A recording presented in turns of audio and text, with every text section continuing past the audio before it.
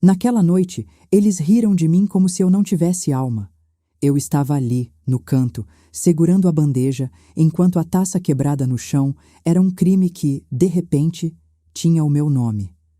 Ninguém perguntou o que aconteceu. Ninguém quis saber se fui empurrada, se tropeçaram em mim. Só apontaram o dedo. E eu calei.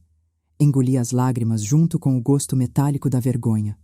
Não gritei, não me defendi, porque pobres não têm direito à versão da história, só ao silêncio. Ali, diante deles, percebi que a pior forma de rejeição não é ser odiada.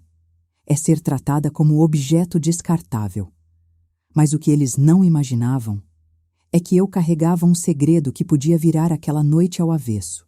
Eu lembro do som do cristal estilhaçando no mármore como se fosse dentro de mim. A festa acontecia no último andar do prédio mais caro da cidade, e eu era apenas a sombra que recolhia copos, guardanapos amassados e restos de risadas. Quando a taça escorregou da bandeja que me forçaram a carregar sozinha, ninguém viu a mão que esbarrou em mim. Só viram o vinho no chão, o vermelho espalhado como sangue e os olhos voltados para a empregada desajeitada. Eu, a culpada perfeita. A mulher do vestido dourado me olhou como se eu tivesse arranhado o brilho da noite. O segurança veio rápido, o gerente mais rápido ainda. E eu era apenas uma silhueta curvada pedindo desculpas por algo que não causei. Senti o calor da humilhação subir pelo rosto, mas nenhuma palavra saiu. Ali, se eu falasse, seria insolência. Se eu me calasse, seria submissão. Escolhi o silêncio porque era a única coisa que ainda me pertencia. Foi então que o vi. Ele estava encostado perto da varanda de vidro, terno impecável, expressão distante, como se tudo aquilo fosse uma peça de teatro da qual ele também não fazia realmente parte. Os outros filhos de gente rica riam alto, falavam de viagens, investimentos, carros. Ele não. Os olhos dele passaram por mim por um segundo. Não com pena, não com nojo. Apenas passaram. Como se eu fosse um quadro na parede. Como se eu estivesse ali desde sempre, fundida à paisagem. Naquela noite, voltei para casa com o cheiro do perfume caro grudado no uniforme e com a certeza de que eu não passava de um pano de chão humano. O ônibus sacolejava pela periferia enquanto minha mente voltava para o momento em que meus dedos tremeram e o cristal caiu. Eu repetia mentalmente tudo o que poderia ter feito diferente, como se pudesse voltar no tempo e segurar a bandeja com outra força, outro corpo, outra vida. Mas no fundo eu sabia. A verdade é que mesmo que nada tivesse caído, eu ainda seria invisível. O bairro onde eu morava não aparecia em mapas turísticos. As ruas eram esburacadas, as paredes descascadas. Mas ali havia um tipo de amor que não cabia nos salões de mármore. Minha mãe sempre dizia que a pobreza não era vergonha, mas o mundo fazia questão de esfregar o contrário no nosso rosto, todos os dias. Ela morreu cedo demais, deixando-me apenas um baú pequeno com algumas fotos, um envelope que eu nunca abri e a frase que mais doía. Um dia você vai entender por que a vida te colocou tão perto deles e tão longe ao mesmo tempo. Cheguei em casa naquela madrugada, joguei o uniforme na cadeira e me encarei no espelho rachado do quarto. Vi olheiras fundas, cabelos presos às pressas, ombros encolhidos. Eu parecia alguém que tinha desaprendido a ocupar espaço. Peguei o baú embaixo da cama, senti a textura da madeira velha nos dedos e me perguntei quantas respostas cabiam ali dentro. Mas como fazia sempre, só passei a mão por cima e devolvi o baú ao esconderijo. Eu não estava pronta para mais verdades. A dor daquela noite já era suficiente. No dia seguinte, voltei ao prédio como se nada tivesse acontecido. A vida dos pobres é isso: engolir a noite e bater o ponto de manhã. O hall cheirava a perfume caro e a desinfetante, o contraste perfeito. O uniforme ainda manchado de um vermelho quase invisível, que não saiu direito na lavagem, parecia uma marca de culpa permanente. O gerente nem olhou na minha cara, apenas jogou um "não erre de novo" por cima do ombro. A ameaça não precisava ser completa. Eu sabia que não haveria segunda chance. Ele estava lá de novo, na portaria, falando baixo ao telefone. Não sei porquê, Mas naquele dia senti uma fisgada diferente quando o vi. Talvez fosse o cansaço, talvez fosse a lembrança de como ele me observou por um segundo na noite anterior. Não havia desprezo, mas também não havia defesa. Ele viu a injustiça e escolheu não se mover. E isso doeu quase tanto quanto as risadas dos outros. O silêncio dos que poderiam fazer algo sempre pesa mais. Os dias foram passando, e eu passei a decorar os horários dele sem querer. O som do elevador social descendo às 10 da manhã, a porta da garagem abrindo quando o carro importado chegava, o tique suave dos sapatos caros cruzando o chão brilhante. Os ricos têm um tipo de presença que ocupa tudo, até quando não fazem nada. Nós, não. A gente se acostuma a andar rente às paredes, desviando de olhares, pedindo licença até para respirar. Era sempre no fim da noite, depois que os convidados iam embora, que o prédio se tornava um cenário pós-apocalíptico de taças vazias, guardanapos mortos e flores cansadas. Eu ficava, recolhendo o resto da festa, enquanto os sons iam diminuindo até sobrar só o barulho do meu próprio passo. Numa dessas noites, eu estava sozinha no salão quando ouvi a porta da varanda abrir. Meu coração disparou. Pensei que fosse o gerente vindo reclamar de alguma coisa que eu ainda nem tinha feito. Mas era ele, sem terno, só com a camisa social um pouco desabotoada no pescoço, gravata solta como um suspiro cansado. Ele caminhou devagar até o centro do salão, olhou em volta como se estivesse vendo ruínas, não luxo. Eu congelei, com um saco de lixo na mão, esperando a ordem, a crítica, a invisibilidade costumeira. Em vez disso, ele apenas disse, num tom que me surpreendeu: "É assim que fica depois que acaba?" A pergunta era tão simples que doeu. Não soube responder. Eu não falava com os moradores a menos que fosse extremamente necessário. Essa era a regra. Mas ele insistiu, dando um meio sorriso triste, desses que parecem pedir desculpas por existir. O estrago. Eu nunca fico para ver o estrago. Olhou para as flores murchas, para os copos sujos, para o brilho apagado da noite e, por um momento, seus olhos encontraram os meus. Foi rápido, mas pela primeira vez não me senti um objeto. "É sempre assim", eu respondi, quase num sussurro como quem comete um pecado. "Eles vão embora, e a gente fica recolhendo o que sobra."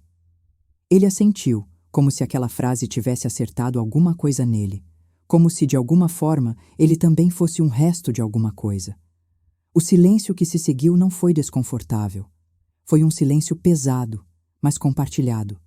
Como dois náufragos no mesmo mar, cada um em seu pedaço de madeira. Depois daquela noite, as coisas mudaram de forma quase imperceptível. Quando ele passava por mim, não desviava tanto o olhar. Às vezes dizia "bom dia", com uma voz baixa, quase tímida, como se estivesse aprendendo a ser humano. Eu respondia rápido, sem encarar. Não queria alimentar ilusões. Filhos de donos de prédios não se apaixonam por funcionárias que pegam 2 ônibus para chegar. Isso só acontece em filmes baratos, e a minha vida nunca teve trilha sonora bonita. Mas quanto mais eu tentava ignorar, mais parecia que algo se construía em silêncio. Um dia, o elevador social e o de serviço quebraram ao mesmo tempo, e fomos obrigados a dividir o mesmo cubo de metal. Eu, com o carrinho de limpeza. Ele, com um livro na mão. O constrangimento encheu o espaço.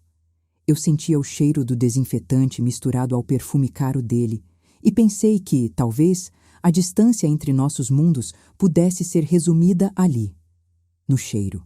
"Você gosta de trabalhar aqui?" A pergunta foi tão fora de lugar que quase me fez rir. Não pelo humor, mas pela ingenuidade. Engoli a resposta raivosa que subiu à boca e menti. "É trabalho." Ele fechou o livro com calma, observando a porta de metal à nossa frente como se falasse mais consigo do que comigo. Às vezes eu também sinto que estou preso aqui, só que do outro lado da porta.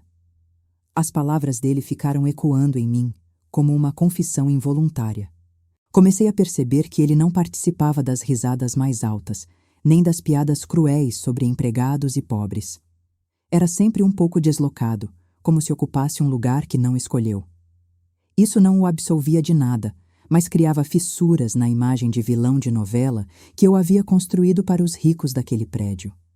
Mesmo assim, eu me lembrava da primeira noite, do copo quebrado, da minha humilhação, e me perguntava por que ele não fez nada. O tempo criou uma espécie de dança silenciosa entre nós. Ele entrava no hall, eu fingia que não via. Eu passava pelo salão, ele fingia que estava distraído. Mas havia sempre aquele segundo em que nossos olhos se cruzavam e algo apertava o peito. Era como se ambos estivéssemos à beira de uma frase que ninguém tinha coragem de pronunciar. O mundo, porém, não gosta de meias palavras. Ele prefere empurrar tudo até o limite. O limite veio numa noite de gala, quando uma joia sumiu. Um par de brincos caríssimos, segundo a dona, tinha desaparecido do camarim improvisado. A confusão começou com sussurros, cresceu com olhares, explodiu com acusações. Eu estava passando com uma bandeja vazia quando ouvi meu nome ser cuspido no ar. Foi ela. Só pode ter sido ela. Em segundos, todos os olhos estavam sobre mim. Os mesmos olhos que nunca me viam agora me atravessavam como facas. Fui revistada ali mesmo, no meio do salão. Bolsos, bolsa, armário, nada. Quanto mais nada aparecia, mais o silêncio se tornava acusador. O gerente pedia desculpas aos convidados pela situação constrangedora, mas não a mim. Eu era só o problema a ser resolvido. A dona da joia me encarou com nojo e sussurrou: "Eles nascem achando que o que é dos outros também é deles." A frase queimou, porque eu sabia que, para ela, eu não era uma pessoa. Eu era um eles. No meio daquele circo de humilhação, eu o vi. Ele estava parado perto da escada, mão fechada em punho, mandíbula tensa. Olhava para mim como quem vê um acidente prestes a acontecer, mas não consegue mover as pernas. Por um segundo, tive esperança de que ele diria alguma coisa, de que levantaria a voz, de que diria: "Ela não fez isso." Nossa dança silenciosa poderia se converter em gesto. Em vez disso, ele abaixou os olhos. A decisão foi tão pequena e tão grande que me partiu ao meio. No dia seguinte, eu não tinha mais emprego. "Perdemos a confiança", disse o gerente sem olhar na minha cara. Não houve aviso prévio, não houve chance de defesa. Só houve um envelope pálido com o acerto ridículo e a sensação de que tinham arrancado não só o meu ganha-pão, mas também a pouca dignidade que me restava. Saí pela portaria com a cabeça erguida por orgulho, mas as pernas bambas denunciavam o peso da queda. Os dias seguintes foram um vácuo, frigideira vazia, geladeira quase muda, contas empilhadas como pequenas ameaças coloridas. Eu olhava para o teto de noite, o calor da casa pequena grudando na pele, e me perguntava como alguém podia cair tanto sem ter subido quase nada. Foi nesse intervalo entre o desespero e a apatia que o som de um carro desconhecido ecoou na rua estreita do meu bairro. Era ele. O carro caro destoava da paisagem de casas apertadas como um animal perdido. Ele desceu sem terno, sem máscara, com um olhar que eu não sabia nomear. Mistura de culpa, medo e alguma coisa que parecia urgência. Os vizinhos observaram pelas frestas das janelas. A cena era estranha demais. Gente como ele não pisa em terra batida, a menos que esteja perdido ou procurando algo que o dinheiro não compra. "Eu precisava falar com você", ele disse, parado a alguns passos de distância, respeitando uma linha invisível entre o asfalto rachado e a poeira do meu portão. Meu primeiro impulso foi fechar a porta na cara dele. Mas havia tanta coisa entalada na minha garganta que eu não sabia se era raiva ou curiosidade. "Agora você sabe que eu não roubei", perguntei seca. Ele respirou fundo, como quem lembra de algo sujo. "Eu sempre soube." A revelação me acertou como um tapa. Sempre soube. "Então por que não fez nada?" Ele explicou, engolindo as próprias palavras, que viu a joia caindo por acidente atrás do aparador, que percebeu a confusão se formando, mas que o pai o olhou de um jeito que ele conhecia bem. "Fique fora disso." E ele obedeceu, como sempre. Aquilo não era só covardia, era hábito. Ele era rico em dinheiro e pobre em coragem. E ainda assim, havia dor na voz dele que eu não esperava encontrar.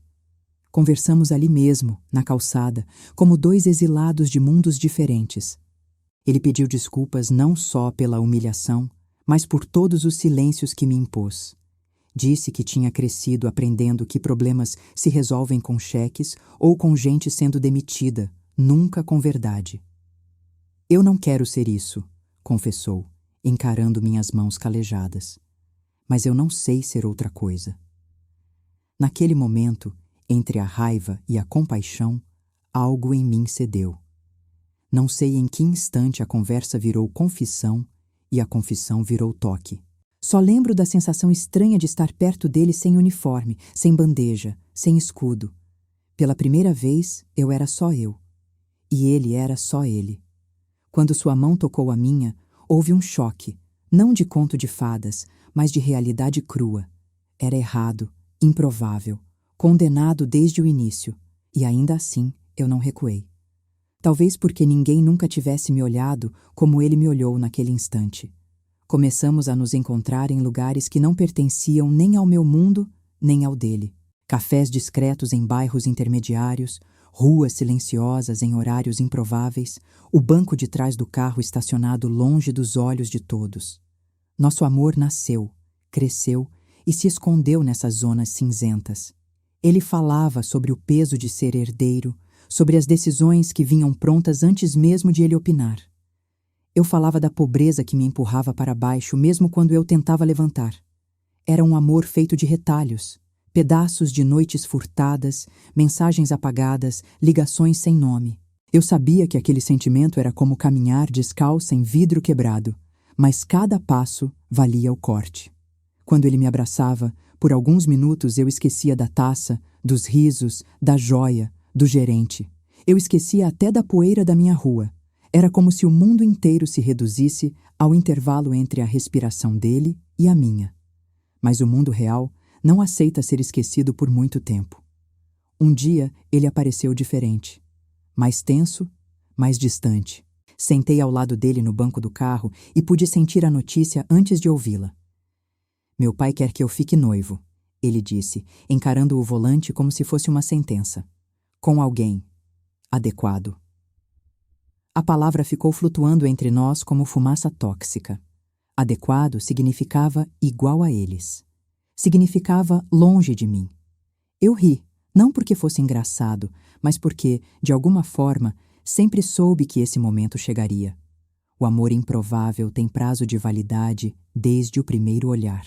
Ele tentou explicar que não queria, que discutiu, que disse não, mas que havia negócios, alianças, uma empresa inteira dependendo daquele casamento. Eles dizem que não é sobre amor, é sobre legado, murmurou com os olhos marejados. Senti um gosto amargo na boca. O legado deles sempre foi construído sobre a nossa renúncia. Eu poderia ter gritado, exigido, implorado que ele escolhesse a mim. Mas eu sabia que essa não era uma escolha simples. O peso que caía sobre os ombros dele podia não justificar tudo, mas explicava algumas covardias. Ainda assim, doeu. Doeu saber que, mais uma vez, eu seria a parte que sobra, a que se esconde, a que não aparece em fotos oficiais. Ele prometeu que daria um jeito, que encontraria uma saída, que não me deixaria. Eu quis acreditar. O amor tem essa mania de tapar buracos com promessas. Nos dias que se seguiram, o silêncio cresceu. As mensagens ficaram mais curtas, as ligações mais raras. Eu inventava desculpas para não enxergar o óbvio. Ele estava se afastando. Não sei se por medo, por pressão ou por covardia. Talvez por tudo isso junto. Enquanto isso, os jornais começaram a falar do casal perfeito, da união estratégica entre famílias poderosas. Eu os lia na banca de jornal e sentia como se estivesse assistindo ao meu próprio apagamento, impresso em cores. Foi nesse período que, sem saber ao certo porquê, voltei ao baú da minha mãe. Aquele que eu evitava desde sempre. Tirei o pó da tampa. Senti um arrepio estranho, como se estivesse abrindo não só uma caixa, mas um ferimento antigo. Dentro, além das fotos amareladas, havia o envelope que eu nunca tivera coragem de abrir. Estava com meu nome escrito, numa letra que parecia cansada, mas firme. Sentei na cama, o coração martelando no peito, e rompi o papel. Lá dentro havia recortes de jornal antigos sobre um deslizamento em uma comunidade onde eu morava quando criança. Eu lembrava de flashes daquele dia. O barulho, a terra engolindo casas, o grito da minha mãe quando recebeu a notícia de que meu pai não voltaria. Sempre me contaram que tinha sido um acidente, uma fatalidade. Mas os recortes diziam outra coisa. Falavam de uma obra irregular, de uma construção apressada, de avisos ignorados. E no rodapé de uma matéria menor havia uma frase que congelou meu sangue. O nome da construtora responsável. Era a empresa da família dele. A mesma que pagava o terno, o carro, o apartamento de cobertura. A mesma que financiava as festas onde eu recolhia restos. Ali, preto no branco, estava a ligação que minha mãe nunca teve coragem de me contar em voz alta. Junto aos recortes, havia uma carta. Nela, minha mãe dizia que tentou lutar, que juntou provas, que foi atrás de justiça. Mas recebeu, no máximo, silêncio e ameaças. Eles têm dinheiro demais, filha, ela escreveu. E nós de menos. Eu não quero perder você também. Meu corpo inteiro tremeu. De repente, tudo fez sentido e nada fez. As idas e vindas da minha vida sempre orbitando aquele prédio, aquela família, aquele símbolo estampado nos capacetes dos engenheiros e nos papéis timbrados que eu via na portaria. Era como se minha história tivesse sido escrita para gravitar em torno deles, desde antes de eu saber pronunciar o próprio sobrenome. E o homem que eu amava era herdeiro do desastre que matou meu pai. Passei a noite inteira em claro, encarando os papéis espalhados na cama como se fossem fantasmas. Eu pensava em todas as vezes em que limpei o chão da cobertura, em todas as vezes em que engoli humilhações, em todas as vezes em que me senti menor. E agora, tudo ganhava um peso novo. Eu não era só pobre. Eu era pobre por causa deles. O amor que eu sentia por ele, de repente, parecia um pacto estranho entre vítima e beneficiário. No dia seguinte, ele me mandou uma mensagem dizendo que precisava me ver. Marcamos no mesmo lugar de sempre, mas nada era igual. Eu cheguei com os documentos numa pasta surrada, mãos suadas, coração em marcha forçada. Quando entrei no carro, o cheiro familiar me deu vontade de chorar. Ele sorriu de um jeito triste, tentou me tocar, mas eu recuei. A gente precisa conversar, falei, minha voz mais firme do que eu esperava. Coloquei a pasta no colo dele. Falei para ler. No início, ele franziu a testa, como se não entendesse. Depois, à medida que os olhos percorriam as linhas, o rosto dele foi mudando. Ficou pálido, depois ruborizado, depois perdido. Isso não pode ser verdade, gaguejou. Eu encarei de volta, sem desviar. Mas a sua vida confortável foi construída em cima da morte do meu pai, do despejo da minha gente, da nossa fome. As palavras saíam cortantes, não porque eu quisesse ferir, mas porque pela primeira vez eu me recusava a adoçar a realidade. Ele disse que não sabia, que nunca ninguém contou, que na época era criança, que só ouviu falar de um problema na obra. Eu acreditei, não por ingenuidade, mas porque vi nos olhos dele o tipo de dor que não se finge. Ainda assim, não mudava o fato de que, enquanto ele crescia em pisos de mármore, eu aprendia a caminhar por cima de escombros, e esse abismo não podia mais ser ignorado. Você entende por que eu não posso mais ser seu segredo? Perguntei, sentindo as lágrimas finalmente escapando. Por que não posso mais entrar no seu carro pela porta dos fundos enquanto você aparece nas fotos abraçando outra pessoa na capa das revistas? Ele fechou os olhos, apertando a pasta contra o peito. Eu posso mudar as coisas, insistiu. Eu posso enfrentar meu pai, posso tornar tudo público, posso... Eu o interrompi. Você pode, mas vai.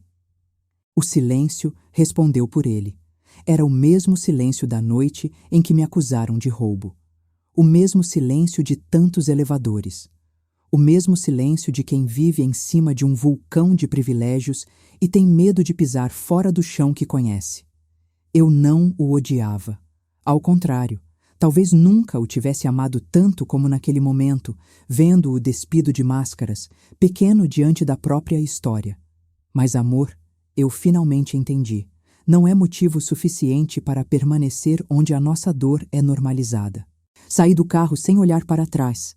Não houve cena dramática, não houve gritos, apenas passos firmes sobre o asfalto rachado. Eu carregava comigo não só a pasta, mas uma nova consciência. Eu não era a menina invisível recolhendo restos de festas. Eu era a filha de um homem que morreu tentando sobreviver a um sistema que enriquecia poucos e esmagava muitos.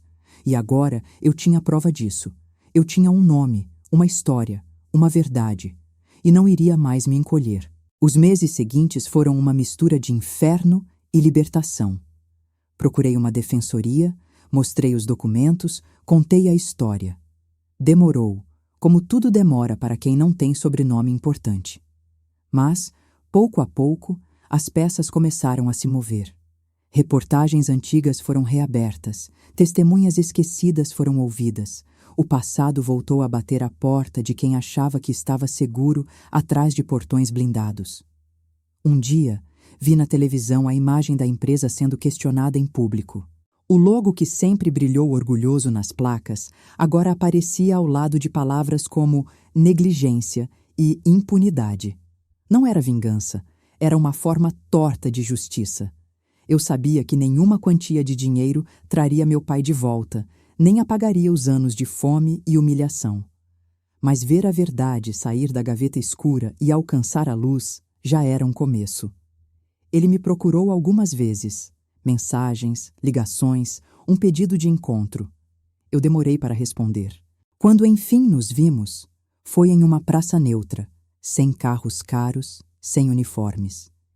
Ele parecia mais magro, mais cansado. Contou que discutiu com o pai, que rompeu contratos, que recusou o noivado arranjado, que estava disposto a assumir o próprio erro de silêncio. Não como herói, mas como alguém que finalmente decidiu crescer. Eu não sei se consigo consertar tudo, ele disse, olhando para as mãos vazias. Mas eu quero tentar ser alguém que você não precise esconder, nem se esconder de. Eu o ouvi em silêncio, sentindo o peso de todos os anos, de todas as noites, de todos os copos quebrados. Uma parte de mim queria correr para os braços dele. Outra parte queria fugir para sempre. No final, escolhi ficar ali, parada, apenas sentindo. Eu disse que não sabia se conseguiria amá-lo da mesma forma, que agora o nosso amor vinha acompanhado de uma consciência que pesava, que eu não era mais a mesma. Ele assentiu com um brilho triste nos olhos. Eu também não sou, confessou. Não prometemos nada, nem futuro, nem esquecimento, nem final feliz. Apenas a possibilidade de, um dia, nos encontrarmos novamente sem vergonha da própria história. O tempo passou. O caso ganhou algumas manchetes, depois foi engolido por outras tragédias, como sempre acontece. Ainda assim, algo ficou. Uma indenização saiu, parte dela foi usada para reconstruir casas, outra parte para criar um pequeno centro comunitário com o nome das vítimas do deslizamento. O nome do meu pai estava em uma placa. Pela primeira vez, vi o nome dele escrito em algo que não fosse conta atrasada ou atestado de óbito. Às vezes, volto ao prédio onde tudo começou. Não para trabalhar, mas para olhar de longe. O mármore ainda brilha, as festas ainda acontecem, o mundo continua girando do jeito torto de sempre.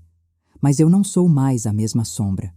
Eu passo pela frente com a cabeça erguida, sabendo que carrego comigo uma história que quase foi enterrada. E que, de alguma forma, eu também modifiquei a história deles. Sobre ele, às vezes o vejo de longe, em alguma notícia discreta, falando de projetos sociais, de reforma na empresa, de transparência. Não sei até que ponto é culpa, consciência ou marketing. Talvez seja um pouco de tudo. Mas uma parte de mim escolhe acreditar que naquela noite em que tudo desabou, não foi só a minha vida que mudou de rumo. A dele também. Nosso amor improvável não terminou com beijos na chuva ou promessas eternas. Terminou com uma verdade dolorosa e, paradoxalmente, libertadora. Ainda o amo?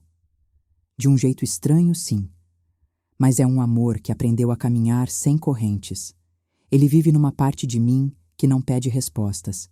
Às vezes, nas noites silenciosas em que a cidade parece segurar a respiração, eu lembro do toque da mão dele, do elevador apertado, da bandeja tremendo, e pela primeira vez, não sinto vergonha. Sinto apenas a certeza de que eu merecia mais do que restos, e que, de alguma forma, consegui. Hoje, quando fecho os olhos, não vejo mais só a taça quebrada no chão de mármore. Vejo minha mãe abrindo espaço no pequeno baú para guardar as provas de um mundo que tentou calá-la. Vejo meu pai em uma placa de metal, lembrado. Vejo a mim mesma caminhando para fora daquele carro, escolhendo a própria voz. A noite ainda é longa, silenciosa e cheia de dor. Mas agora eu sei que ela também pode ser o lugar onde a verdade finalmente encontra uma brecha para nascer. E se um dia nos encontrarmos de novo, talvez não sejamos mais o rico e a pobre, o herdeiro e a invisível, a vítima e o beneficiário. Talvez sejamos apenas duas pessoas que sobreviveram a uma história que nunca deveria ter acontecido assim. Até lá, carrego comigo o que ninguém pôde tirar, a consciência do meu próprio valor. E a certeza de que, por mais que tenham tentado me empurrar para as sombras, eu aprendi a existir, mesmo quando o mundo preferia que eu fosse só mais um copo quebrado no chão.